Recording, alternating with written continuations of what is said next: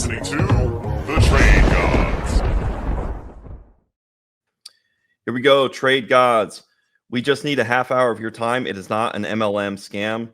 It is just some trades that we want to talk to you about. We have the 101. Who is the next big bell cow in fantasy football? We're going to come across this and run down our player profiler dynasty rookie ranks. Right now, 101, the easy pick is Ashton Janty, Chev. 25, 101 for Brian Thomas Jr., BTJ last year, wide receiver 4 as a rookie, 4.33 wheels. You know he can take the 85-yarder to the house, has some of that Josh Gordon ability without the off-field stuff. So, Chev, which side do you want? BTJ, the sure thing, or the, we think, sure thing in Ashton Janty? I mean, history's told us time and time again, like that 101 doesn't always hit. That 101 doesn't always hit the way we want it to immediately. I mean, think back to Bijan in 2023.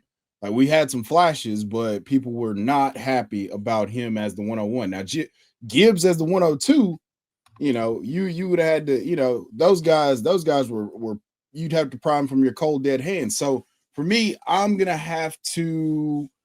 still give me Brian Thomas Jr. Yes, sir. Yes, sir. I'm all about it. I love Brian Thomas Jr.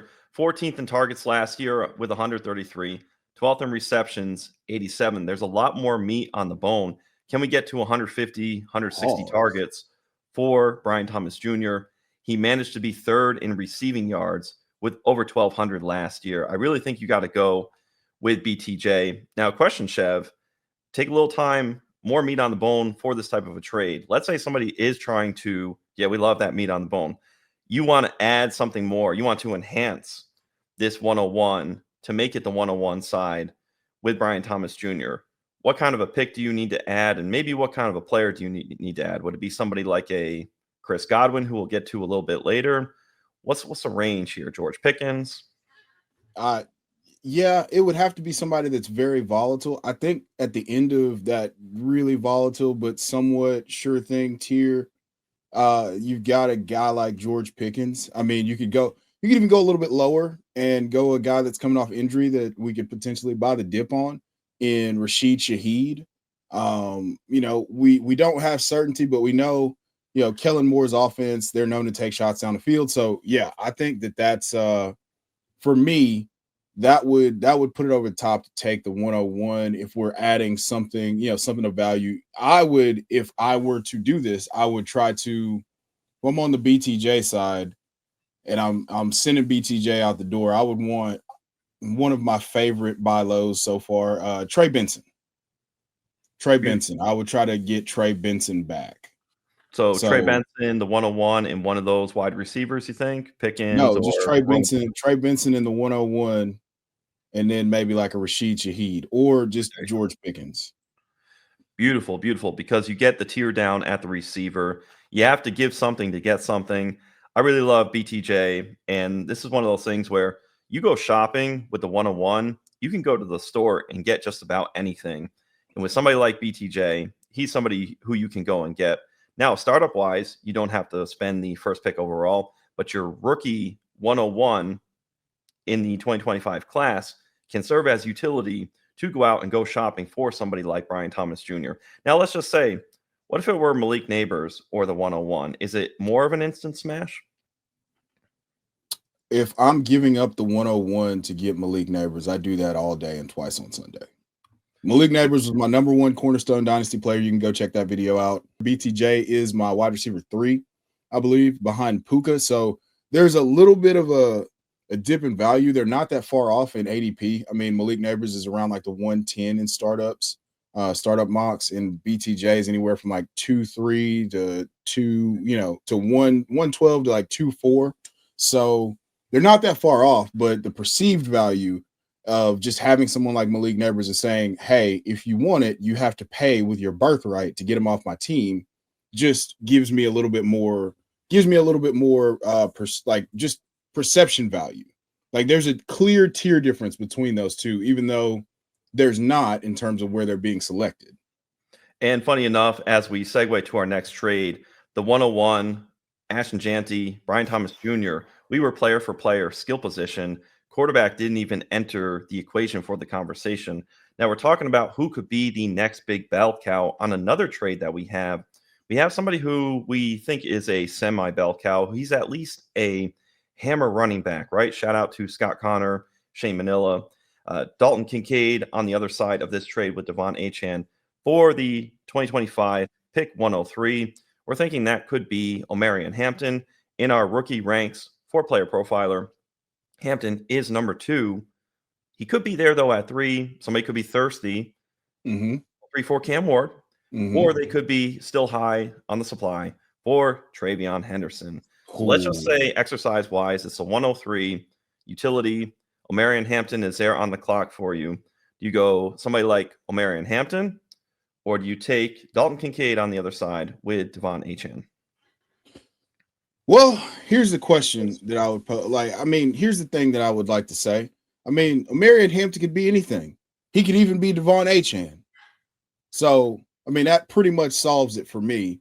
I think Omarion Hampton, I think the world of Omarion Hampton is my RB2 in our rookie rankings.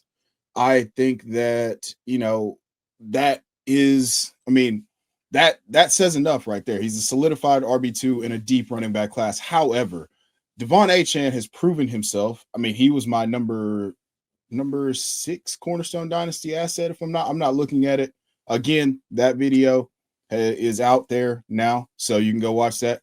But give me Devon Achane and Dalton Kincaid, especially in the tight end premium. Dalton Kincaid is a perfect post type sleeper. They've just added role players to the Buffalo offense, and we're still having to harken back to the draft capital and what you believed about him before you watched him play. It wasn't what we hoped for, but it's still the door's not shut. They've got a whole lot of figuring out to do in terms of what they want to do to get back to being an explosive offense. And I think them creating mismatches with Dalton Kincaid in a tight end premium kind of puts this over the top for me.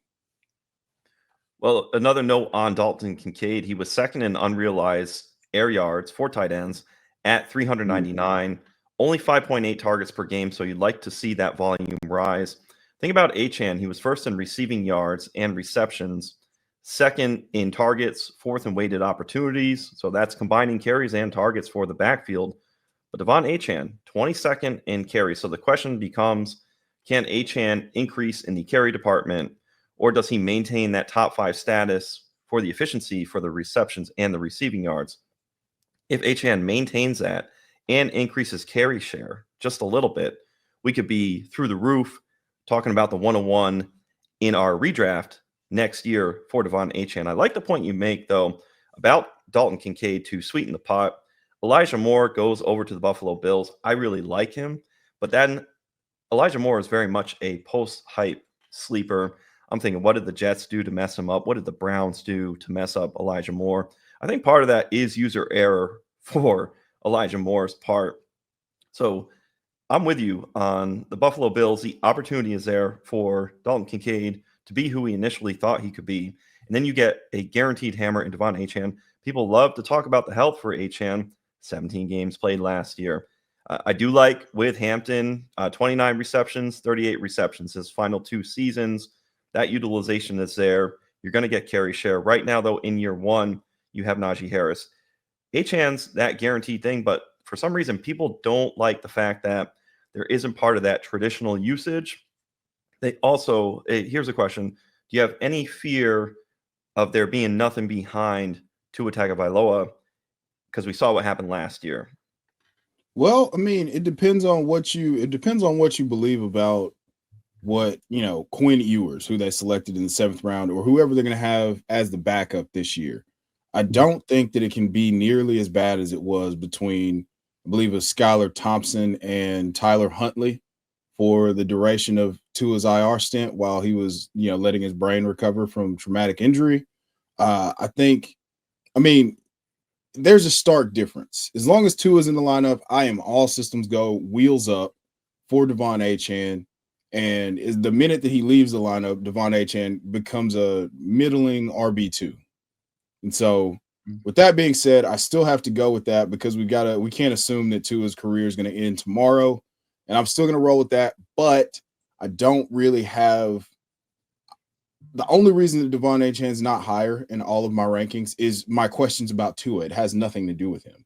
Oh, great point. Great point. And the beauty is, too, in this trade scenario, it's superflex, start 10, half PPR.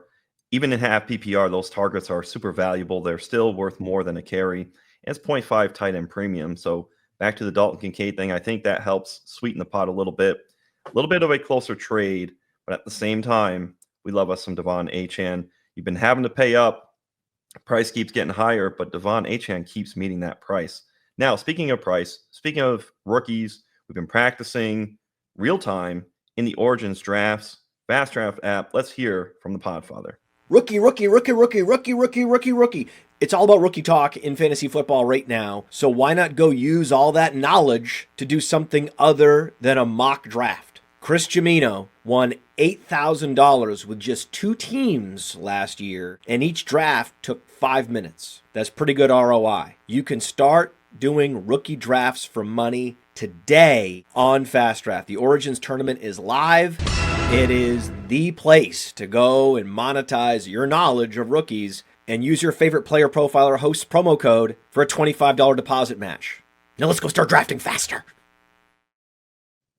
Now we have in those drafts movement all over the place. RJ Harvey soaring up the boards in Fast Draft and on Underdog. Speaking of rookies who are soaring completely, Travis Hunter from the 120s on Underdog all the way into the 50s, even into the 40s. We have a trade here, Chev. It's Garrett Wilson for Travis Hunter and a 26 round 2 pick, 2 quarterback, 12 team, start 10, full PPR, and there's the 1 point tight end premium. Just a note on Garrett Wilson, wide receiver 10 last year, 17 games played in all 3 seasons. So I would just say his receptions, they've gone up every single year. Last year, 101 for Garrett Wilson, and he drew Wilson 153 targets, which ranked 4th. Durability is something that Travis Hunter is going to have to deal with. If Hunter is limited in snaps for durability, that means offensive snaps will be taken away from him. There's a concern there because we like the 2-way in an IDP league. We love that. This is not an IDP league. I really like Garrett Wilson here. Can you talk me into the Travis Hunter and round 2 side, or are you over on the Justin Fields is going to feed families with Garrett Wilson side? I find myself here with a lot of deep thought and consternation as I sit, on the throne of the trade gods. I can't bring you to select Travis Hunter in a 2026 2 here.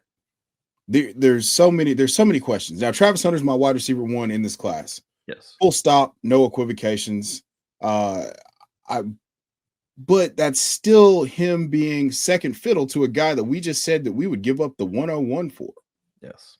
So, and another point that we didn't touch on when we talked about the 103 just then is a lot of people are swearing by Travis Hunter no matter what at the 103. They've got their post-it notes that says Travis Hunter no matter what. Now here we are to tell you to put a little rain on that parade. So I don't think there's a world this year where Travis Hunter commands 153 targets. That's what Garrett Wilson had last year, correct? Yes. Garrett Wilson's going into a contract year. He's still only 24 years old, if I'm not mistaken. He's playing with his collegiate quarterback in Justin Fields. We've seen what he can do for stretches with competent quarterback play before Aaron Rodgers decided to play buddy ball, and I decided to almost smite him with a lightning bolt with Devontae Adams for what he decided to do with Devontae Adams, just thwarting Garrett Wilson's wide receiver 5 or better campaign that we were on pace for. So, yeah, I got to go the Garrett Wilson side here. There's just Garrett Wilson's one of almost a blue chip asset, and he's not being treated that way just in terms of target opportunity. He's going to get a second contract with the Jets, and if he doesn't, he's going to an unequivocally better landing spot almost, So I have to go Garrett Wilson here. There's just too much value and too much certainty on that side, whereas I still have quite a few questions about Travis Hunter. And the beauty is Garrett Wilson, you're getting a depressed price for a better situation for him. Everything has really improved from the standpoint of the Aaron Rodgers mess that you alluded to. This is an opportunity in Dynasty, though. We talk about entry points. This is an opportunity to take advantage of the entry point that everybody wants to get on somebody like Travis Hunter. I don't even look at this 26 round 2 pick. To me, that's a distraction. And I really look at it as Wilson for Hunter. The 26-2 is nice, but you got to talk about time value of money. You can recover that plenty. You get to the end of your season, you're hitting playoffs, whether you're in or out, contender, pretender, you have no trade deadlines, ideally. Those second and thirds are just going to fly back and forth when teams are in win now mode and people are shifting the formation of their team into the next season. I say you roll with the upside of Garrett Wilson and take that high that you have of Travis Hunter, ship it up, book it, and send it. Get yourself some Garrett Wilson, live dangerously, and don't try and fall for the shiny new toy syndrome. Go out and get yourself some Garrett Wilson. Love that. Now we had Chev. You called this. You said, hey, let's get 50 votes. We have 49 votes that came in. We ran it for a little bit over 12 hours. This was a trade from Dynasty Daddy. Shout out to them. Chris Godwin and the 25-105 for Lad McConkey and DeAndre Swift. DeAndre Swift, for now, seems marked safe. Only Kyle Monangai comes into the fold. It's Roschon Johnson behind DeAndre Swift. Granted, could Nick Chubb sign with the Bears? Could there be a trade like a Travis Etienne? We don't know. It's all fiction until it happens, right? Right. So 59 to 41%. The Lad Swift side comes in. What do you got? Which side do you like? So we're looking at this here. This is 0.5 tight end premium. So that pick at the 105, that very easily, with the draft capital spent on Tyler Warren and Colston Loveland, that draft capital could very easily be Colston Loveland. So you're taking, let's say for this exercise, we're saying this is Travion Henderson or Tyler Warren and Chris Godwin for Lad McConkey and DeAndre Swift. Now, does that intrigue you at all? It evens up and sweetens up the pot. It sweetens it up quite a bit. So if I'm able to acquire Chris Godwin, who was the wide receiver 5, I believe, before his gruesome ankle injury, and then adding on top of that in tight end premium a Tyler Warren or a Travion Henderson, sign me up for that. I mean, it's even I'm in a rookie mock right now. I'm in a rookie, not a rookie mock, a real rookie draft. It's real now. Tet just went at the 1-8. So okay, so let's do this then. Chris Godwin and Tet McMillan for Lad McConkey and DeAndre Swift. I think you can go there because the target share that McConkey and Tet, and then of course that Godwin will have as well.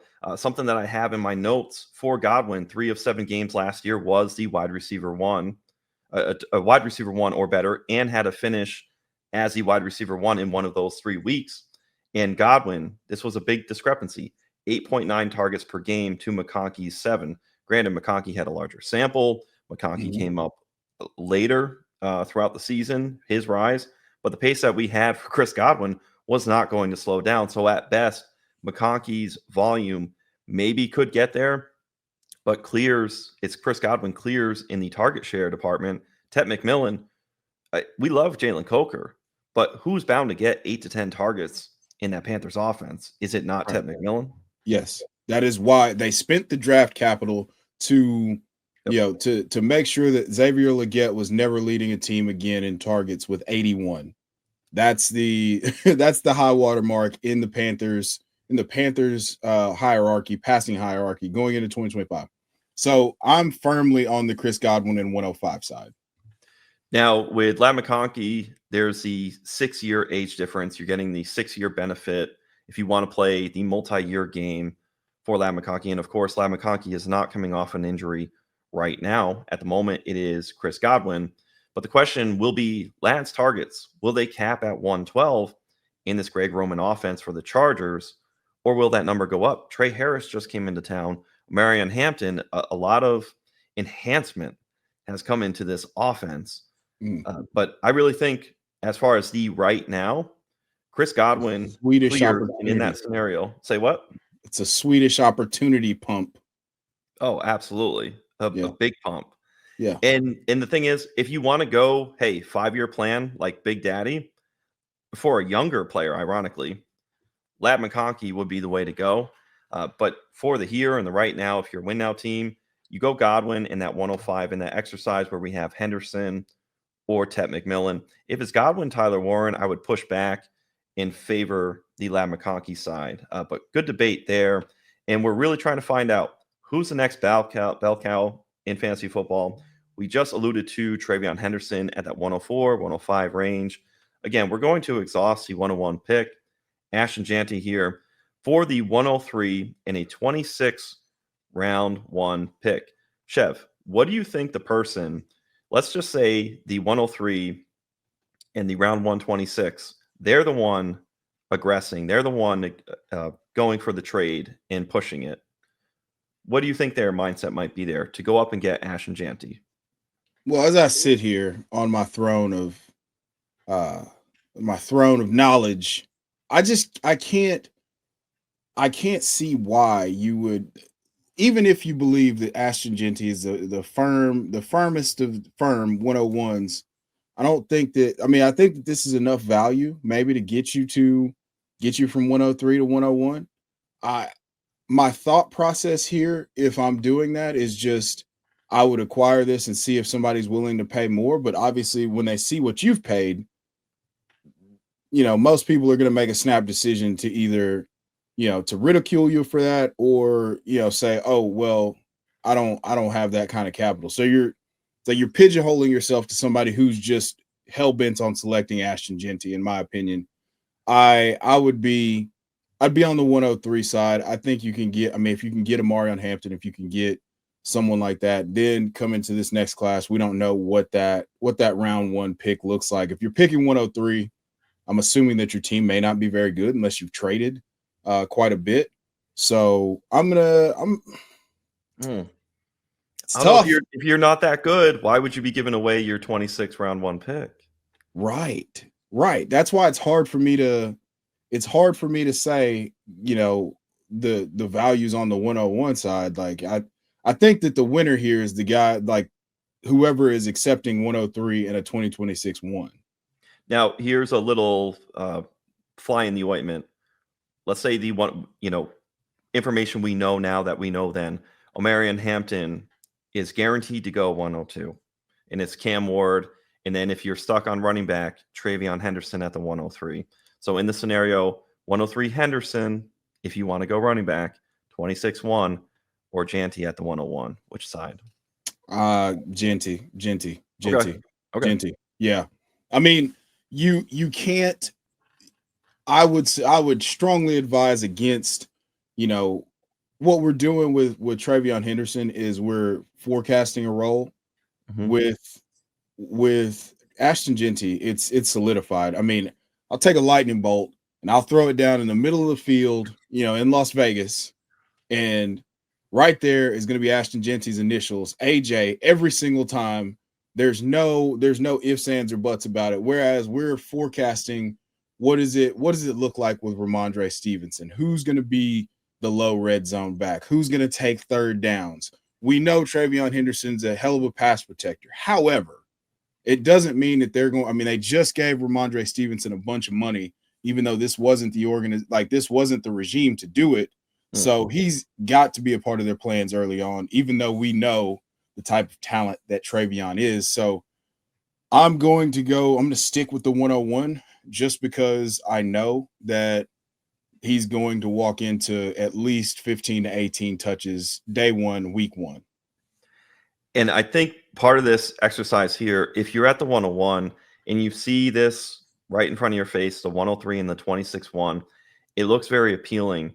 But I think this is a way where you end up having no Ashton Janty in your portfolio. If you're playing 5 dynasty teams, 10 dynasty teams, maybe up to 20, you want to get at least 2 or 3 shares on those 20 teams. If you're trying to play bulk, this is a way that you end up being a guy who has no Ashton Janty or a player who has no Ashton Janty in fantasy football, because you kind of take the first thing that you can grab. Whereas you're going to draw other 103s, 4s, and 5s, where in the law of large numbers, Omarion Hampton is there more times then Ashton Jeanty is at the 101.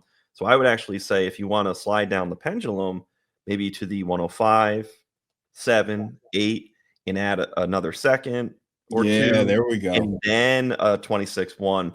Then I think you can squeeze. I almost think that because it's too close, you're not getting the jackpot that you could for the 101 on Right. Ashton Jeanty.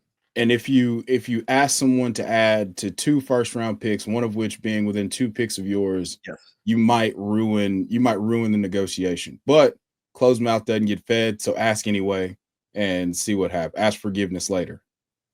Exactly. To the person who will not respond to your apology because they put you on ignore, on red, anything. It's just not happening. Now, speaking of, we're going to exhaust it.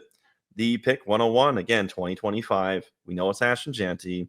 Now, let's say we have Superflex in the 103, 12 teams, star 10, full PPR, 0.5 tight end premium. Probably don't get, again, at the 103. You're probably not getting the Loveland or the Tyler Warren.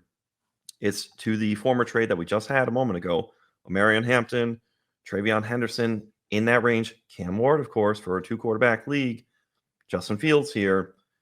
Does Justin Fields sweeten the pot, that top 5 upside every single week? Or are you scared of the long-term viability of Justin Fields? So this could be Cam Ward and Justin Fields for Ashton Jeanty. That's where we land. Do you like that? If you're that side who wants to acquire Fields in the 103, so you're in your shoes, Chev, where you've got Fields and Cam Ward, Superflex league here. Cheapest time to get a quarterback is in the startup and those rookie drafts, right? Certainly sending this to get the 101. Okay, so you're firing off Fields and Cam Ward. Now let's change it to Omarion Hampton gets past the 102. He's at the 103. It's that changes it. I would then take Justin Fields in the 103. If I knew I could get Omarion Hampton, I'm taking Omarion Hampton and Justin Fields. I feel like that's a safe enough arbitrage down from Ashton Jeanty, even though we know that we believe that Ashton Jeanty is going to be awesome. First round draft capital, the hit rates are tremendous on those guys, and he's walking into an incredible opportunity. Whereas I think we may have to temper our expectations a little bit for Omarion. Maybe we get pre-injury year 1 Javonte Williams usage, which was still RB17. But that's not going to feel. Remember that was Melvin Gordon was trafficking that song. Yes. So I don't think that's going to feel fantastic, but I'd still take that result with the idea that he's going to have that backfield to himself and do nasty, nasty things in the name of the trade god. So I'm going to take the Justin Fields and 103 side if that is Omarion Hampton. Now, it may sound like we're talking out of both sides of our mouth because we ran the scenario where we don't want to jump 101 to 103 and the added pick that we had before, which was a 26-1, because you're sitting there saying, like, well, wait a second. Why is it any different? 26-1 and Justin Fields right now, shouldn't they be about even in value? Chev, what would you say to the fact that maybe in that scenario, you're just diversifying? I'd feel comfortable diversifying. I would also feel comfortable with the fact that Justin Fields has the quarterback 1 on any given week upside. I believe the stat was, and this is from Theo. Shout out to Theo G. Justin Fields has been a quarterback 1, or I believe a top 7 quarterback in 11 of his last 24 starts. Incredible. Yeah. And that runs into last year where, what were they, 4-2, and then 5-2. Yep, there you go. And he had a quarterback 1 finish and another quarterback 12 finish. Quarterback 1 overall is what I'm saying. So, give me that upside. You don't have as long of a leash, because if it goes really poorly for the Jets, I'm pretty sure they're going to jettison Justin Fields into the upside down, and we're going to be looking at, somebody else playing quarterback for them in 2026. But I would take Omarion Hampton. He's going to maintain value, and Justin Fields gives you upside that I would be able to bank on at least, and then flip him, sell high after a very good performance. So there you have it. With the 101, you want to make sure you're taking Ashton Janty as many times as possible, but you want to squeeze maximum value because that's how you end up. Hey, I've got all these teams, and all these other people are talking about how great Ashton Janty is, and I don't have Ashton Janty on my team. So you want to make sure you're making that click, but you're seeing these trades that come through, diversify them, sweeten the pot, and scale down if you need to grab more. It sounds crazy, but if you think about it, scale down from the 103, you can end up with the 6, 7, 8, and you're still in that tier enough where you're getting that running back and all the pluses out there. So, Chev, it's been a great time with you. We just asked for a half hour of your time. This is not multi-level marketing. This is Trade Gods. From the Podfather to you, I deeply appreciate you tuning in. And many ask, what can I do? What can I do to help support the hosts, the research they do, the production costs? Go to playerprofiler.com, Dynasty Deluxe, World Famous Draft Kit, Rankings, DFS Dominator, and of course, data analysis. Subscribe to any one of those, and you support all of us and take Player Profiler to the moon.